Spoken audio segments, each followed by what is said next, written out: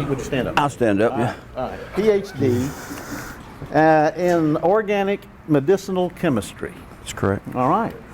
Went to undergraduate school at UT, PhD at Ole Miss. And some of you don't think that people get PhDs from Ole Miss. They do. Oxford. Tony's exempt. Oxford. Oxford campus. All right. Also taught organic and biochem at Samford. Washout course.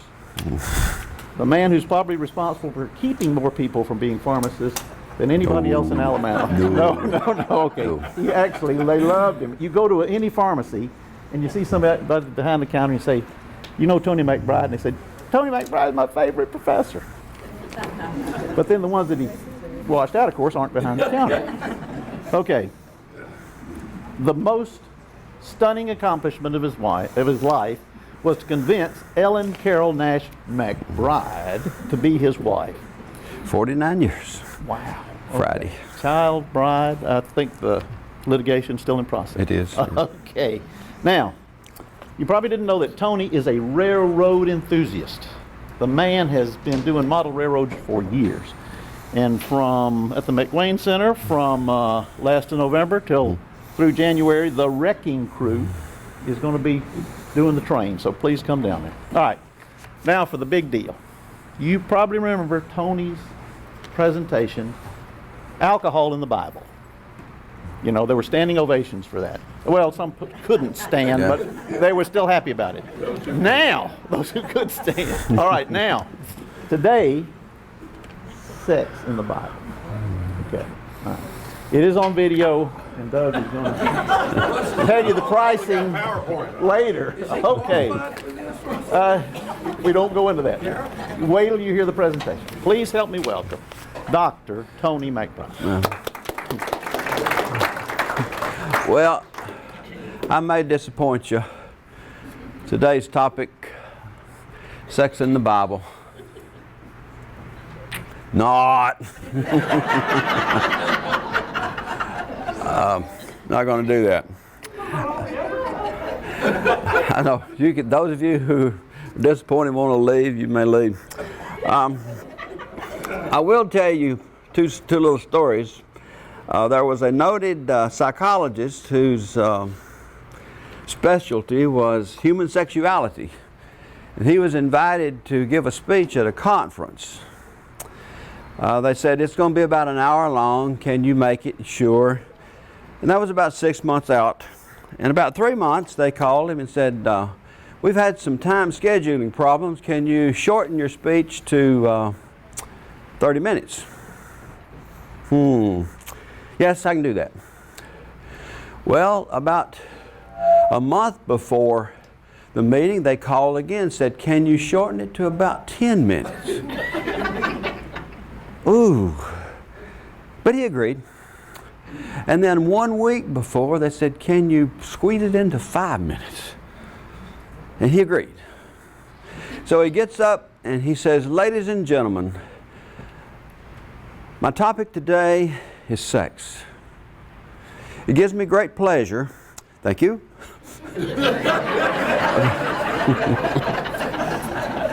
All right. The other story, which I shall tell you, was told by my mother-in-law at Plainview Church, so it's fine.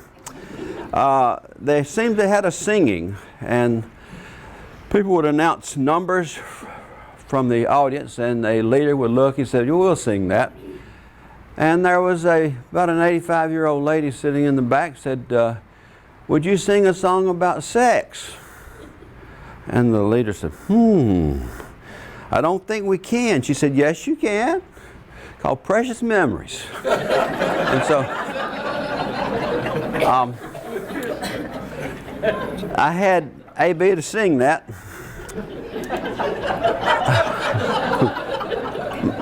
My topic today is actually it's something that's very hot, and it's something that I have had an interest in for a long period of time. I'm going to talk about Israel. What's going on? How did the state come into existence? What is its history? What's happening now? And most of you who turn on the news realize what's happening now, but why is it happening? Are there any encouraging words? This is supposed to be a class on encouraging words. Well, let's start. About 3000 BC, the land is called Canaan, and it's inhabited by people we call Canaanites. And it is into this land from the Fertile Crescent that Abraham comes and he settles. That's obviously in the Bible. And about 1400 BC, Moses leads the children of Israel from Egypt. They cross the Jordan River slightly north of the Dead Sea. Now, this is important because when Joshua crosses the river, in Joshua 14:9, the Lord says, "Surely the land on which your foot has trodden shall be an inheritance for you and your children forever, because you have wholly followed the Lord my God." So wherever your foot may fall will be your land. And so they crossed the Jordan.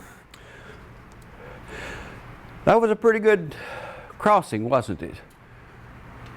Bigger than you expected? Well, obviously that's not the Jordan River. That's a barge on the Mississippi, so I just threw that in there. This is a picture of the Jordan River, and crossing it would not have been a great problem, although they did cross on dry land. Here's another picture, another view of the Jordan River. It runs from the Sea of Galilee down to the Dead Sea. About 1100 BC, most of the land has been conquered. They've conquered the Jebusites and the Perizzites and all of those people. Parasites, y'all missed that. Except for a group of people that live on the western coast of Canaan, called the Philistines. They had problems with the Philistines all through biblical years, and they never conquered them. Nota bene, take notice. The Philistines call their land Philistia. And it's from this word that we get the modern term Palestine. They're primarily centered in 5 cities in a land with no eastern border. They have a western border, which is the Mediterranean Sea. They primarily live in Gaza, Ashkelon, Ashdod, Ekron, and Gath. Who is from Gath? Goliath was from Gath, so he was a Philistine. Today we call this little area right here south of Ashkelon down to the Sinai Desert, the Gaza Strip. Okay, now in 1010 through 970 BC, a monarchy is established with Saul, David, and Solomon. And you remember that when Solomon's dead, the kingdom is split into the northern kingdom, which is Israel, and the southern kingdom, which is Judah. You said just a word about Solomon. Solomon was mentioned last week in our class. What did Charlie say about Solomon that was notable? Had 700 wives, 300 concubines, had 1,000 women. I lay awake the other night. Why did he do that? Why would a man do that? Well, I think he was training an army. These women were all living together, probably. And it's a well-known fact that women living together, their menstrual cycles go in phase with each other. He had them trained militarily. Have you ever thought about fighting an army of 1,000 women with PMS?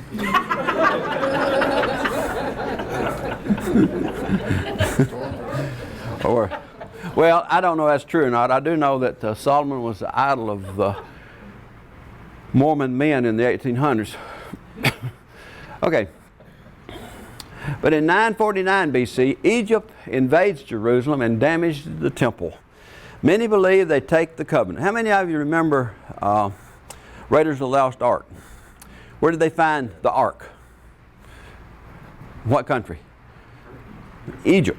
Egypt. We don't know where the Ark of the Covenant went, but probably it went to Egypt. In 722, the northern kingdom was completely conquered by the Assyrians. And I put a little note down there, Mormons believe. How many of you ever been to Salt Lake City? You ought to go. You ought to go. They have some strange belief. I tell people, and if there are any Mormons in here, I don't want to step on your toes. But I tell people I could be a Presbyterian, I could be a Baptist, I could be a Methodist, probably could be a Catholic. But if you want to be a Mormon, you got a lot to buy. They have some strange beliefs. They believe that the Native Americans, the American Indians, are the lost tribe of Israel. And Jesus came by boat to America and preached to the Native Americans. In their Museum of History out there, they have a large mural with the Lord standing in the front of the boat crossing the Atlantic. They actually believe that. I have tried to read the Mormon Bible. It's very difficult. If you ever go out there and if they ask you if you want a Mormon Bible, tell them no.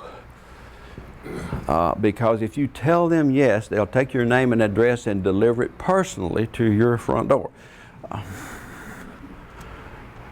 Roman Empire. Roman Empire comes in about 63 BC. The Romans take the land. It will be under Roman rule until the temple is destroyed in AD 70 under the Emperor Titus. In AD 73, Flavius Silva, who was a Roman general, laid siege to a mountaintop that built by Herod the Great, known as Masada. About 700 plus Jewish zealots occupied the Herodian fort at Masada and made their last stand. Rather than being taken into Roman captivity, if they were captured, when they saw that they were going to fall to the Romans, they all died by suicide. Flavius Silva, upon entering the Herodian fort, looked around, saw all the dead people, and said, "I have conquered a desolate mountaintop in a barren desert beside a poison sea." In other words, he would have no glory. This is Masada today. Now, I put this in here for two reasons, which I'll tell you about. Obviously, this one not here in Roman times. This has been built because it is a Jewish shrine today. You can take see the cable car? That's how I would go if I wanted to go up there. But in Roman times, you had to scale paths up to the top of Masada. Here's an aerial view of Masada. The reason these people felt like that they could make a stronghold here and hold out forever during the siege was they had cisterns built that helped rainwater. They had supplies in storehouses. These paths that went up through here, they could just throw rocks down on anybody trying to come up. They thought they could make a holdout. But Flavius Silva used Jewish slaves and built what is known as the Western Ramp. That is man-made. It took them some time to do that. But the archers who were up here, and the Jews, could not shoot the workers because they were Jews. And Roman archers kept the people at bay by shooting arrows constantly up onto the mountaintop. Now, Masada is important for two reasons. It basically ends the Jewish occupation of Palestine. That's about AD 74. The Jews lose control of Palestine. Today, one of the reasons I think it's important is because all the military recruits who go into the army, and it is mandatory for all men and women in Israel today to serve in the army. At their induction ceremony, they take a candle and they march up the mountain chanting, "Masada shall not fall again. Masada shall not fall again." Now, if you fight the Israelis, they will fight to the death because they remember Masada and they have ingrained in their heads, Masada shall not fall again. In more modern times, in 600 AD, the Arabs sweep into Palestine and bring with them Muslim influence, which is present today in Jerusalem and Palestine. The Dome of the Rock was built in 695, and the Al-Aqsa, I think I pronounced that correctly, Aqsa Mosque in 705 was built on Temple Mount. Now, if you know any Jewish friends, they cannot have their Savior until the temple is rebuilt in Jerusalem, and it must be rebuilt on Temple Mount. I have some Jewish friends. I discuss things with them. Guess where the Dome of the Rock and the Al-Aqsa Mosque is? Where is it? Right on Temple Mount. That's the Dome of the Rock. That's probably one of the most prominent things in Old Jerusalem. I guess a lot of people have been to Jerusalem. I have not.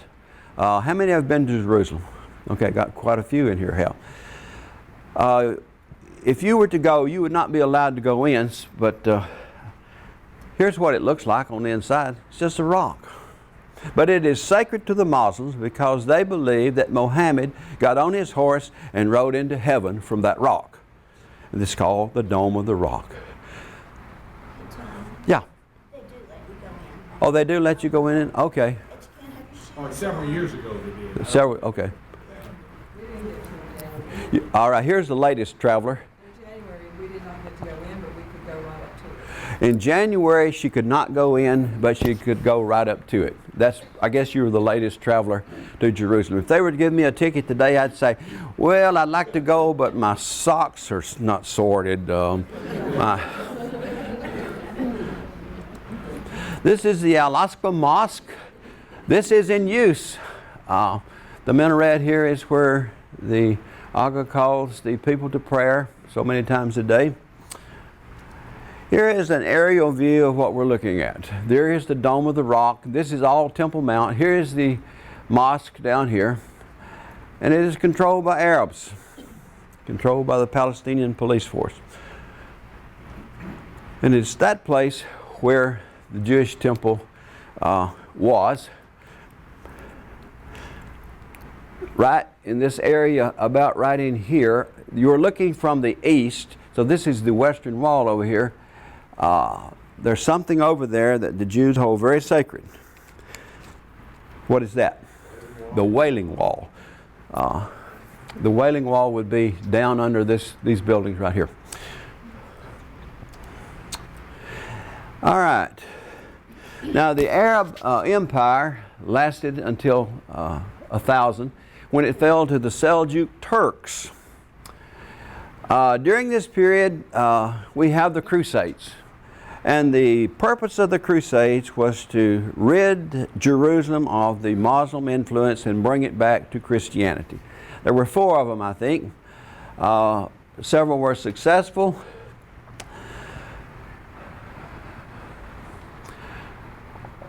The city of Jerusalem appears to be more important than the whole land itself. That is the reason for the Crusades, to deliver Jerusalem from Muslim influence. 1527, the Ottoman Turks captured the city, and it would hold it until 1918. All right, let's talk a little bit about how the state of Israel came to be. As early as 1896, a lot of Jewish people, one Theodore Herzl was probably one of the most noted, began to talk about a Jewish homeland. Could they establish a Jewish homeland? Well, in 1917, the British gained control of Palestine because of World War I. And a Jewish statesman by the name of Shalom Weizmann persuaded the British government to establish a Jewish state in Palestine. James Balfour, who was the foreign secretary, pushed the initiative, and the movement became known as the Balfour Declaration. Somebody asked you, what is the Balfour Declaration? It was a declaration to establish a Jewish state in Palestine. After the war, the League of Nations gives control of Palestine to Great Britain. It's known as the British Mandate. Whether they wanted it or not, they got it. They had captured it during World War I, and so the League of Nations felt like they should keep it. Jews began migration to Palestine by the thousands. They travel from Europe, across Mount Hermon, and they come by boat. Usually to Cyprus as an intermediate, and then they go on over to the coast. After World War II, Great Britain dumped the problem to the United Nations, which devised a partition plan. And the plan was to partition Palestine into an Arab and Jewish state. Jerusalem was to be an international city, in other words, under control of neither the Muslims or the Christians. And here is the UN plan. Maybe a little bit hard to see, but maybe we'll get through it. The brown or tan here was to be Palestinian. The Gaza Strip, a strip down the Egyptian border into Sinai, and an area north of the mountain there. I forgot the name of the mountain. But anyhow, the Jews were to control this area. And how they decided to do that with little links of here and a little link right there, I do not know. But I do know that when Balfour met with the Jewish delegation, Great Britain had control of Uganda. And they said, how about us establishing a Jewish state in Uganda? And they said, no, we want Palestine because of J, starts with a J. Jerusalem, because of Jerusalem. Okay. All right. All right. Now, I often wonder what would have happened had the Jews and Arabs accepted the plan. The Jews actually said, this is fine, no problem. But the Arabs said, absolutely not. The reason I believe that they did not accept it is that they did not want the Jews to have a Jewish state anywhere. Okay. So the Arabs did not object to the partition as much as the establishment of a Jewish state. Jerusalem was also a problem. Now at this point, you have got a city which is sacred to the Jews, the Arabs, and the Christians. Three major religions fighting for the city. And then finally, Israel becomes a country. In May of 1948, the United Nations voted to establish the State of Israel. David Ben-Gurion, who was the first president of Israel, made the announcement. And the U.S. was the first country to recognize the new State of Israel. Had the privilege of going through Truman's Library in Independence, Missouri several years ago, and that document is on display in a cabinet, well lit, where Truman signed it. Congratulations to the new State of Israel. The Arabs, who bitterly opposed the vote, and it was close, 19 to something, in the United Nations, went to war the next day.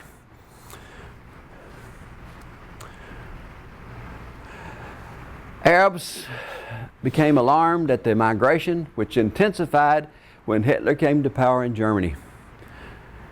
In 1936, Arabs began a war with the Jewish settlers, and so it goes way back. Now, Great Britain steps in and attempts to block more Jews from coming across Mount Hermon and via ship from Cyprus. How many of you have read Leon Uris's book, Exodus? Oh my. Leon Uris is my favorite author. He basically tells the story of Palestine.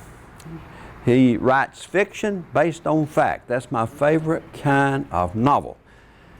How many of you have ever read Trinity? It's the story of Northern Ireland. Well, you need to read that. Okay. Exodus tells the story of how Great Britain is trying to use a naval blockade to block the Jews coming in from Cyprus. Now, at this time, you have to realize that we have learned that the Jews were persecuted under Hitler.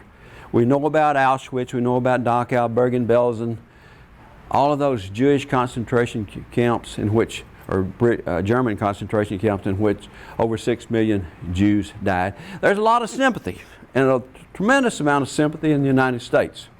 And so Great Britain is caught in the middle here. What are we going to do? Well, things rock along until 1967. I remember where I was when I heard on the news that Israel had gone to war with the Arabs again in the so-called Six-Day War.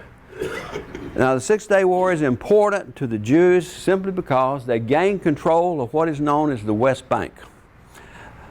The West Bank belongs to Jordan. It is the West Bank of the Jordan River. It goes over into Palestine. They also gained control of Jerusalem, and for a long time they had been denied the Wailing Wall. Now they had access to the Wailing Wall, which is very important if you're a Jew. They captured Sinai from Egypt. Now that's important too. Why is that important? There's oil in the Sinai. Begin once said that Abraham wandered all over the Mideast and settled in a country that had no oil. They also gained control of the Gaza Strip. Control of the Gaza Strip. Okay. 1970, there was a minor war with Egypt, which was attempting to get the Sinai back. Now we come into more modern times, which we all in here remember. President Carter in 1978 got Begin and Sadat together at Camp David, and the following occurred, i.e. the so-called Camp David Accord, which we've all heard about. Egypt, which had lost to Sinai during the war, 1967, was given Sinai back. Egypt vowed to remain at peace with Israel. Now, you probably realize when they had the spring uprising 2 years ago that we were giving about $1 billion a year to Egypt. You know that? Well, probably Carter said, if y'all will keep the peace down there, we'll give you $1 billion a year. I suspect that happened. Now, the West Bank was not a part of the Camp David Accord because it belonged to Jordan, but remember, the Jews had control of the West Bank because of the Six-Day War. Okay. Now, there were the Oslo Accords, which were a little bit later, 93 and 95, in which the Israeli government met with the Palestine Liberation Organization. You remember the guy's name that had the funny turban? Arafat, right? And they met in Oslo. Here's what they agreed to. They agreed to mutually recognize the PLO and Israel as the spokespeople of the two areas. Transfer of power to the PLO in Palestine land. They agreed to that. They divided the West Bank into 3 areas, A, B, and C, which we won't go into. Replacement of Israeli army with Palestinian police in Area A of the West Bank. In other words, we'll give you complete control of Area A. Safe passage between the West Bank and the Gaza Strip. In other words, you can move back and forth. Both sides have undermined the agreements. What have the Israelis been doing in the West Bank? This is a thorn in the flesh of the Arabs. They have been settling in the West Bank, and they agreed that they would not, but they are, and it is a thorn in the flesh to the Arabs. Israel today. I'm sure you're aware of this, but the Arab group Hamas is shooting rockets into Israel. primarily along the northern tip of the Gaza Strip. And the city of Ashkelon, which is directly north of the Gaza Strip, and these rockets don't go very far, I think 25 miles or something like that. But Ashkelon is the one that's taking the hit, and I believe the 4-year-old kid that was killed Friday was from the city of Ashkelon. This morning, I was listening to NPR, over 2,000 Palestinians have been killed in the Gaza Strip. What they are doing is they are tunneling down on the Egypt border, and so some Egyptians are obviously a part of this. They are allowing arms to go underneath the strip. Now, this is a walled, fenced area. The Gaza Strip is walled, it is fenced, it is guarded. But if they tunnel under it, the Israelis do not know about it. And what they're doing when they go into Gaza is to try to find the tunnels and blow them up. Okay. Hamas is tunneling under the Egyptian border, bringing arms into Gaza. I lay awake last night thinking about what I was going to talk about today and what I would say. I often wonder what the area would be like today had both groups accepted the UN plan. You ever thought about that? There would be a country of Palestine. There would be a country of Israel. They would live side by side. Hopefully. Well, maybe. Maybe. I'm going to give you some encouraging words here in just a second. Okay. What is the future? What is the future? That's big. There's a possibility that the millions and millions of Arabs will finally unite and completely throw the Israelites out of the land. Or the opposite could be true. The Israeli army will defeat the Arabs. That's a possibility.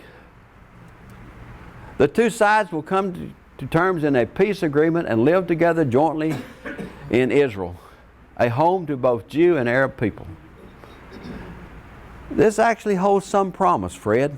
They're talking about that, a bi-national state. Now, whether or not that'll work, I do not know, but I'm hoping that it will. Encouraging words for this class. I think it was Begin who made this statement. I tried to find it. He said, the philosophy for an eye and a tooth for a tooth will lead to a blind, indentious society. Blind, we know what it means. Indentious is a term, you have no teeth. Pray for peace in the area.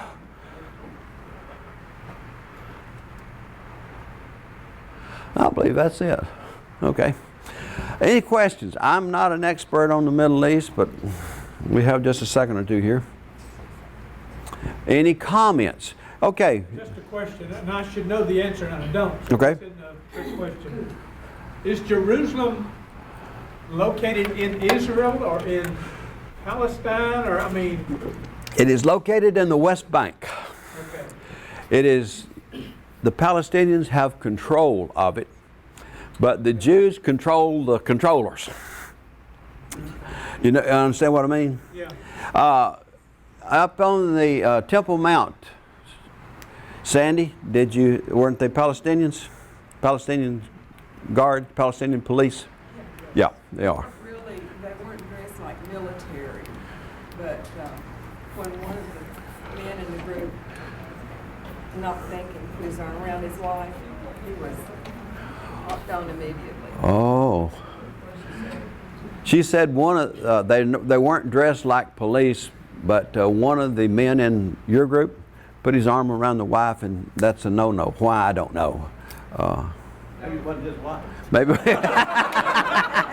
That's a good answer. Maybe it wasn't his wife. Okay. To be honest, the Israeli army has control of the whole area. But they have allowed the Palestinian police to to control certain areas like the Temple Mount. But if the Palestinian police said you cannot go to the Wailing Wall, the Israeli army would step in and say, well, you get out of here. That's not going to happen. Yeah. Didn't they have a portion, a part of Jerusalem for Christians at one point? There's a And they are diminishing that. There's a Christian section, an Arab section. Well, I'm not up to date on that, but it is in the old city. You have various Armenian section. Yeah, there's sections. Okay, Sterling. Do the Christians there have a hand in this battle that's constantly going on? No. It is the Jewish state and the Islamic state. Wherein does the sympathy lie? Well, what the news media is trying to do, and I see it in the United States, they're trying to side with Palestine. 2,000 men, women, and children killed. Well, Israel says, quit shooting the rockets and we won't have to go into Gaza and find them. Because what they're doing apparently in Gaza is hiding in schools, mosques, public places. And so if you go in there, those people are going to be killed.